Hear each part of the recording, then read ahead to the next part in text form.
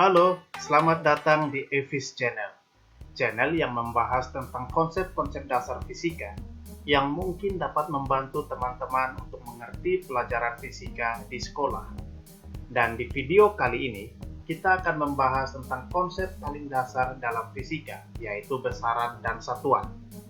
Nah, seperti biasa, di awal setiap materi atau di awal setiap pelajaran, kita akan mulai dengan apa sih konsep besaran itu?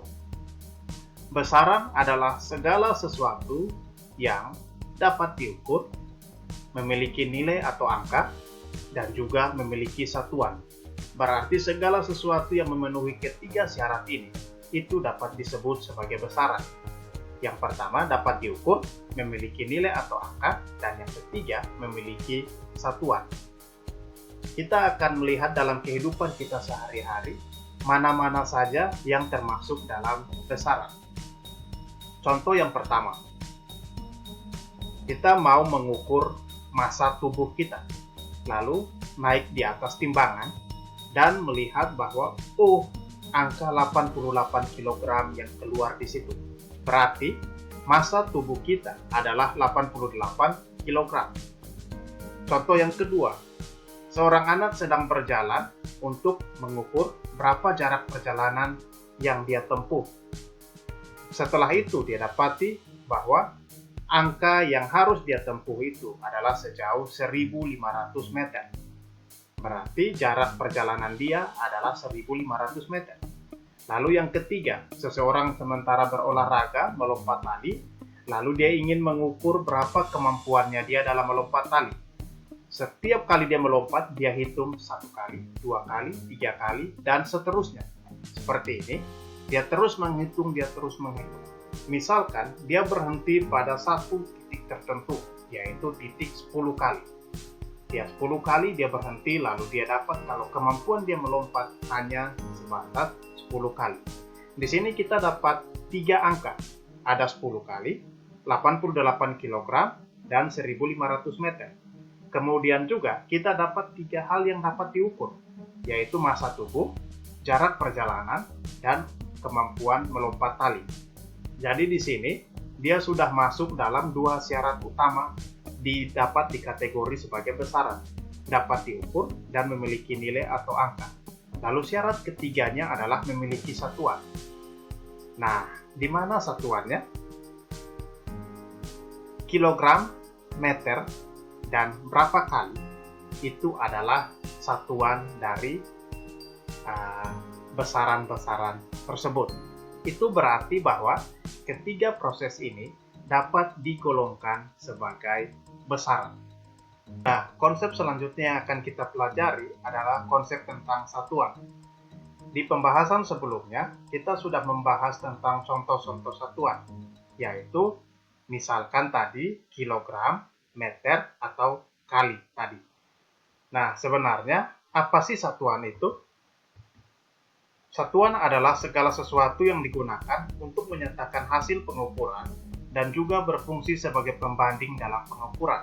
Kita ambil contoh, misalkan kita mengukur panjang meja menggunakan jengkal, atau mengukur lamanya seseorang makan menggunakan jam pasir, atau mengukur panjang lapangan menggunakan langkah, berapa langkah panjang lapangan, ataupun mengukur berapa lama seseorang menempuh satu putaran menggunakan stopwatch.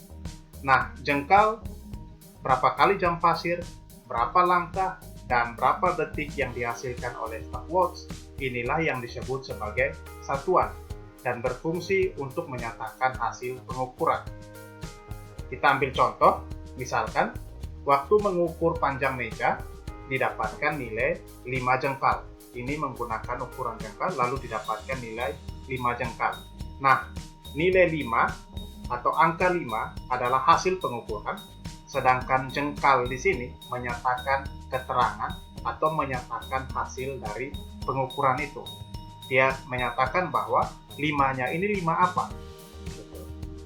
Bisa 5 meter, bisa 5 cm, bisa 5 kilometer, bisa saja, tapi dalam hal ini dinyatakan sebagai 5 jengkal. Kemudian kegunaan kedua atau fungsi kedua dari satuan adalah sebagai pembanding dalam pengukuran. Sebagai pembanding, misalkan begini, satu jengkal orang yang mengukur itu tidak mampu untuk mengukur semua atau mengukur panjang meja secara keseluruhan. Maka dia harus mengukur sebanyak 5 kali atau 5 jengkal baru didapatkan panjang meja secara keseluruhan. Itu berarti panjang meja dibandingkan dengan jengkal orang yang mengukur itu adalah 5 kali. Nah, ini yang maksudnya berfungsi sebagai pembanding. 5 jengkal artinya 5 kali lebih panjang dari jengkal orang yang mengukur. Nah, ini kalau kita ngukur pakai jengkal, ini biasanya bisa menimbulkan pertikaian ya. Karena jengkal anak kecil pasti beda dengan jengkal orang dewasa. Panjangnya beda. Jadi kalau anak kecil hitung panjang meja, mungkin dia akan dapati 7 atau 8 jengkal. Nah, ini bisa menimbulkan pertikaian di sini. Ada orang yang bilang, oh tidak 7 jengkal. Ada yang bilang, oh tidak 5. Berarti tidak ada aturan pastinya di sini. Bahwa nilainya itu yang betul berapa. Makanya para ilmuwan menyepakati adanya yang dinamakan satuan internasional. Supaya setiap pengukuran itu sama dimanapun berada dan dilakukan oleh siapapun. Hasilnya pasti akan sama. Besaran terbagi atas 2 bagian, yaitu besaran pokok dan besaran turunan. Besaran pokok adalah besaran yang satuannya sudah ditetapkan terlebih dahulu melalui kesepakatan para ilmuwan dan dijadikan dasar atau patokan untuk menetapkan besaran lain. Sementara besaran turunan adalah besaran yang satuannya diturunkan dari besaran pokok. Jadi besaran pokok ini besaran yang dijadikan standar, besaran yang dijadikan dasar, dan juga ditetapkan berdasarkan kesepakatan para ilmuwan. Sedangkan besaran turunan ini besaran yang satuannya diambil atau diturunkan dari besaran pokok. Diturunkan di sini bisa berarti merupakan gabungan dari besaran-besaran pokok yang ada. Nah, ini kita masuk dalam besaran pokok dan satuan internasional. Satuan internasional tadi kita sudah singgung di depan bahwa satuan internasional itu satuan yang ditetapkan supaya jangan terjadi perkelahian di antara orang yang mengukur, ataupun supaya mau mengukur dimanapun hasilnya akan sama. Nah, satuan internasional adalah satuan standar yang ditetapkan dan berlaku secara internasional. Kemudian, untuk bahas tentang besaran pokok yang dikenal itu ada 7 dan juga ada 2 besaran pokok tambahan. Nah, kita akan melihat semua besaran pokok itu dari nomor, nama, simbol, satuan internasional, dan simbol satuan. Yang pertama yang akan kita lihat adalah besaran panjang. Simbolnya itu biasa pakai huruf L kecil. Satuan internasionalnya adalah meter dan simbolnya M. Kemudian massa, simbolnya adalah M, satuan internasionalnya kilogram, simbol satuannya kg. Waktu, simbol besarannya T, satuan internasionalnya detik atau second, simbol satuannya S. Yang keempat, suhu atau temperatur, simbol besarannya T besar, satuan internasionalnya Kelvin. Tapi biasanya di Indonesia lebih populer menggunakan derajat Celcius. Nah, simbol satuannya adalah K. Kalau derajat Celcius ya derajat C simbolnya. Kemudian ada kuat arus listrik dengan simbol besaran I, satuan internasionalnya ampere, dan simbol satuannya A. Mungkin teman-teman familiar dengan ampere ini, ada alat yang namanya amperemeter. Nah, itu diambil dari satuan internasional kuat arus listrik. Lalu ada juga intensitas cahaya. Simbolnya adalah I dan ada indeks V. Satuan internasionalnya kandela. Simbol satuannya adalah huruf J dan D. Kemudian jumlah zat. Jumlah zat ini simbol besarannya N. Satuan internasionalnya mole tulisannya, dan simbol satuannya mol. besaran jumlah zat ini biasanya digunakan paling sering di mata pelajaran kimia. Nah, itu banyak sekali digunakan satuan mol ini. Kemudian yang tadi saya bilang ada dua besaran pokok tambahan. Dua besaran pokok tambahan itu, yang pertama untuk mengukur sudut bidang datar, yang kedua untuk mengukur sudut ruang.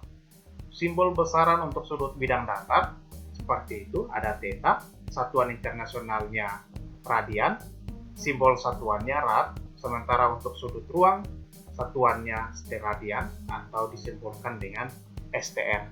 Nah, itu adalah besaran-besaran pokok.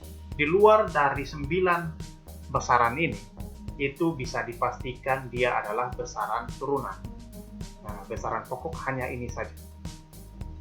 Kita akan lihat lagi tentang besaran turunan. Tadi saya sudah singgung bahwa di luar dari 9 hal yang dibahas tadi, dia adalah besaran turunan. Besaran turunan seperti yang sudah dibahas sebelumnya, bahwa besaran turunan adalah besaran yang diturunkan dari besaran pokok. Kita lihat contoh yang pertama, apa sih besaran-besaran turunan itu? Apa-apa saja yang termasuk di dalamnya? Nah, contoh yang pertama adalah besaran luas. Teman-teman pasti sangat mengenal besaran ini. Luas itu satuannya meter persegi. Itu diturunkan dari besaran panjang. Masih ingat kan kalau rumus luas adalah panjang kali lebar?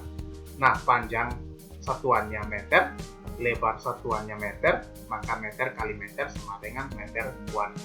Jadi satuan luas adalah meter kuadrat, dan besaran luas adalah besaran yang diturunkan dari besaran pokok panjang. Nah, kemudian kita lihat contoh yang kedua, kecepatan. Ini juga seringkali pasti teman-teman temui. Kalau teman-teman sering naik kendaraan, pasti populer sekali istilah ini, istilah meter per detik. Kecepatannya 20 meter per detik, atau kecepatannya 40 meter per detik, atau meter per second. Nah, istilah atau besaran kecepatan itu diturunkan dari besaran panjang dan besaran waktu. Seperti yang sudah dibahas sebelumnya, bahwa satuan dari besaran panjang adalah meter, dan satuan dari besaran waktu adalah sekon atau detik. Makanya kecepatan memiliki satuan meter per sekon. Nah, contoh berikut yang kita lihat adalah gaya dengan satuan Newton atau simbolnya N. Gaya ini adalah besaran turunan yang diturunkan dari besaran panjang, massa, dan waktu. Rumus gaya atau simbol dari besaran gaya itu F. Rumus gaya adalah massa dikali percepatan. F sama dengan M dikali A. Massa dikali percepatan.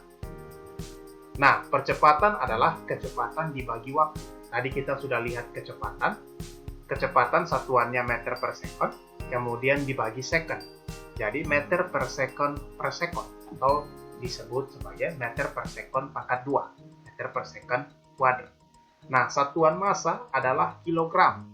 Berarti kilogram dikali meter per sekon kuadrat adalah kilogram meter per sekon kuadrat.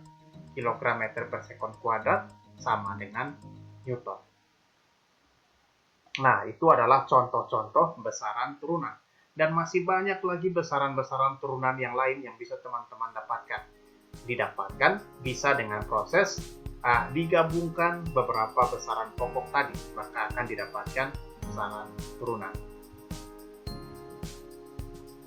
Nah, sekian video pembahasan kita kali ini tentang besaran dan turunan.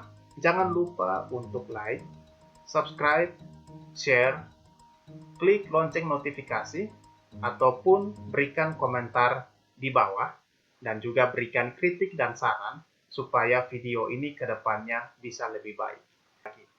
Sampai jumpa di video-video berikutnya. Salam Evis Channel.